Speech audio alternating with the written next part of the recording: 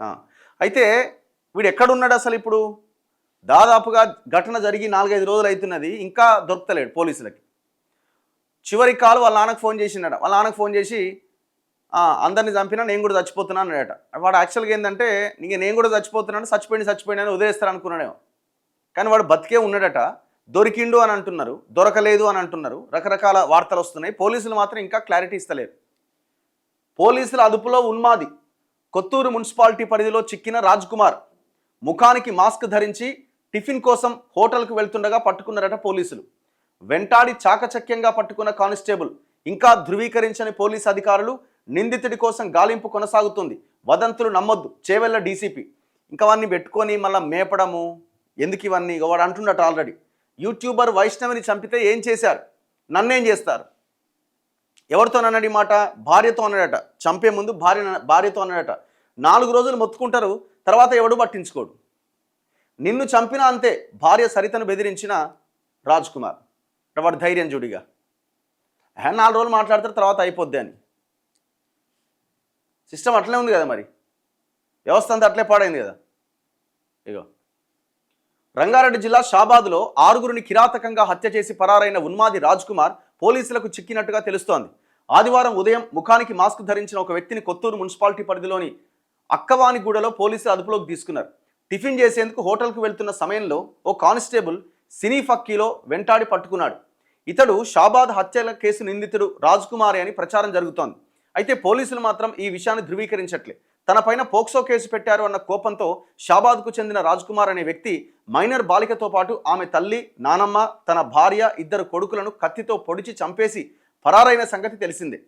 ఈ ఘటన రాష్ట్ర వ్యాప్తంగా తీవ్ర సంచలనం సృష్టించడంతో నిందితుడిని పట్టుకునేందుకు పోలీసులు బృందాలు గాలింపులు చేపట్టాయి. అయితే హత్యల తర్వాత నిందితుడు తిమ్మాపూర్ రైల్వే అండర్ పాస్ సమీపంలోని ఒక వెంచర్ గేటు ముందు కారు వదిలేసి పరారైందట. ఆదివారం ఉదయం 8:30 సమయంలో అతడు కొత్తూరు మున్సిపాలిటీ పరిధిలోని అక్కవానిగూడలో ప్రత్యక్షమైనట్టు తెలిసింది. వ్యవసాయ పనుల కోసం పొలం వద్దకు వెళ్లి తిరిగి ఇంటికెళ్తున్న సుధాకర్ అనే వ్యక్తికి రోడ్డుపై ఒక అపరిచిత వ్యక్తి కనిపించిందట. ముఖానికి మాస్క్ ధరించిన అపరిచిత వ్యక్తి సుధాకర్ను ఆపి ఇక్కడ టిఫిన్ ఎక్కడ దొరుకుతుంది అని అడిగిండట. ముందుకు వెళితే తిమ్మాపూర్లో దొరుకుతుందని సుధాకర్ సమాధానం ఇచ్చిండట. అదే సమయంలో తిమ్మాపూర్ వైపు బైక్పై వెళ్తున్న ఒక వ్యక్తిని ఇతడు ఆపి లిఫ్ట్ అడిగి ఎక్కిండట. ఇంతలో ఎదురుగా బైక్పై వచ్చిన కానిస్టేబుల్ మాస్క్ ధరించిన వ్యక్తిని అనుమానించి వెంటబడి తన బైక్ను అడ్డం పెట్టిండట. దీంతో అతడు బైక్పై నుంచి దూకి పక్కనే వెంచర్ గోడ దూకేందుకు ప్రయత్నించిండట. కానిస్టేబుల్ అతన్ని వెంటాడి అక్కడ ఉన్న 2 వ్యక్తుల సహకారంతో అతని చేతులు కట్టి బైక్పై కూర్చోబెట్టుకుని తీసుకెళ్లినట్లు ప్రత్యక్ష సాక్షి సుధాకర్ చెప్పిండట. మరి ఏడుండు వాడే అయింటో నాకు తెలిసి. ఇప్పుడు ఇంత డీటెయిల్డ్గా రాసిరంటే ఒక బయట ఏదో మాట్లాడినట్టుండదు కదా. ఒక ఆయన ఏదో మాట్లాడిండు పొలం దగ్గర. అయితే కానిస్టేబుల్తో పాటు అపరిచిత వ్యక్తిని తీసుకెళ్లిన వారు పోలీసులా కాదా అనే విషయం తనకు తెలియదన్నారు. మరోవైపు కొత్తూరు స్థానిక పోలీసులు కానీ ఫ్యూచర్ సిటీ పోలీస్ కమిషనరేట్ కానీ నిందితుడిని అరెస్ట్ చేసినట్టుగా ధృవీకరించట్లేదు. ఈ విషయం తెలుసుకునేందుకు మీడియా ప్రయత్నించినా పోలీసు ఉన్నతాధికారులు ఫోన్లు లిఫ్ట్ చేయట్లేదు. అయితే నిందితుడు రాజ్ కుమార్ దొరికినట్లు, ఎన్కౌంటర్ అయినట్లు సోషల్ మీడియాలో జరుగుతున్న ప్రచారాన్ని, వదంతులను నమ్మొద్దని చేవెళ్ల డీసీపీ యోగేష్ గౌతమ్ ప్రజలకు సూచించారు. నిందితుడిని పట్టుకునేందుకు గాలింపు చర్యలు వేగవంతం చేశామన్నారు. కానీ దొరికితే మాత్రం వదలకండి, ఖతం చేసేయండి కాదు, అయిపోతుంది. లొల్లి ఒడిసిపోతుంది. ఇంకా వాడిని కూర్చోబెట్టి విచారించేది కూడా ఏం లేదు. ఇంకా వాని వెనకాల ఎవడో ఏదో ఉండే అవకాశం లేదు. కాకపోతే మీరు ఒకవేళ దొరికితే ఆ కానిస్టేబుల్ ఎవడైతే పోలీసులు పైసలు తీసుకున్నారా లేదని లెక్క తేల్చండి. అది లెక్క తేల్చడానికి వాడు కూడా అవసరం లేదు. ట్రాన్సాక్షన్స్ ఇవన్నీ చూస్తే అయిపోతుంది. ఎంతైనా మీ డిపార్ట్మెంట్ వాళ్ళు కదా, మీరు కాపాడుకుంటారు. ఇగో వాడు ఏమంటాడు, తనపైన పోక్సో కేసు పెట్టినందుకు మైనర్ బాలిక కుటుంబాన్ని చంపిన రాజ్ కుమార్ తన భార్య సరితపై కూడా పగతోనే ఉన్నాడట. తన విచ్చలవిడి జీవితానికి అడ్డొస్తుందనే కారణంతో ఆమెను అడ్డు తొలగించుకునేందుకు ముందు నుంచే ప్రణాళిక సిద్ధం చేసుకున్నట్లు ఆలస్యంగా వెలుగులోకి వచ్చింది. పోక్సో కేసు తర్వాత రాజ్ కుమార్ కుటుంబంలో కలహాలు మొదలైనవి. అతడు మైనర్ బాలిక వెంటపడడాన్ని భార్య ప్రశ్నించింది. దీంతో ఆమె పైన పగ పెంచుకున్న రాజ్ కుమార్ ఆమెను చంపేస్తానంటూ పలుమార్లు బెదిరించిందట. యూట్యూబర్ వైష్ణవిని ఆమె భర్త హత్య చేస్తే పోలీసులు, ప్రభుత్వం ఏం చేసింది? వాడు అంటున్నాడు, ఆమెను చంపితే పోలీసులు కానీ గవర్నమెంట్ కానీ ఏం చేసింది? నన్ను కూడా ఏం చేయలేరు. అందరూ 4 రోజులు మొత్తుకున్నారు, ఇప్పుడు ఎవరూ పట్టించుకోవట్లేదు. నిన్ను చంపినా ఇంతే అంటూ రాజ్ కుమార్ తనను భయపెట్టినట్లు అతని భార్య సరిత తన ఆడపడుచు మౌనికకు చెప్పిందట.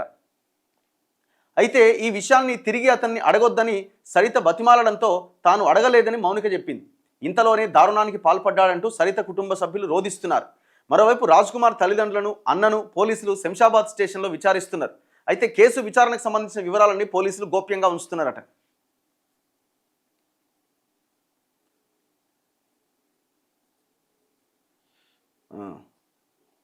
భయం గుప్పిట్లో షాబాద్, 6గురి హత్యలతో భయాందోళనతో ప్రజలు, నిందితుడి ఆచూకీపై వీడని సస్పెన్స్, బాధిత కుటుంబాలకు నేతల పరామర్శ, దివ్యాంగురాలైన బాలికకు ఆర్థిక సహాయం. ఒక అమ్మాయిని వాడు చంపకుండా వదిలేసిండు. అమ్మాయి మానసికంగా వికలాంగురాలు. ఇప్పుడు ఆయన ఎవరో వచ్చినట్టుండు, చేవెళ్ళ ఎమ్మెల్యే వచ్చినట్టుండు, ఆయన ఉరికిచ్చిర్రు. ఈయన ఎమ్మెల్యే, ఈయన షాద్నగర్ ఎమ్మెల్యే వీర్లపల్లి శంకర్ పోయినట్టుండు. ఈయన నేతలు పోయి పరామర్శిస్తున్నారు. మీరు నేతలు పరామర్శించడు కాదు, మీరు డీజీపీ ఆఫీస్ ముందు ధర్నా చేయాలి. ఆ డీల్ కుదుర్చుకున్నాడు ఎవడో, ఆ 20 లక్షల కథ ఏందనేది లెక్క తేల్చాలి. మీరు ఈడికి వచ్చి పరామర్శించి ఏం చేస్తారు? మీరు పరామర్శించి సిస్టమ్ ఎందుకు ఇట్లా తయారైంది అనేది దాని మీద ఫోకస్ చేయాలి.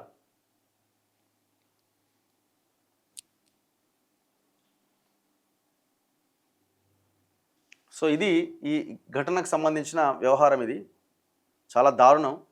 కానీ ఇంతవరకు వాడిని పట్టుకోలే. పట్టుకున్నారు అంటున్నారు, పట్టుకోలేదు అంటున్నారు, క్లారిటీ లేదు. నెక్స్ట్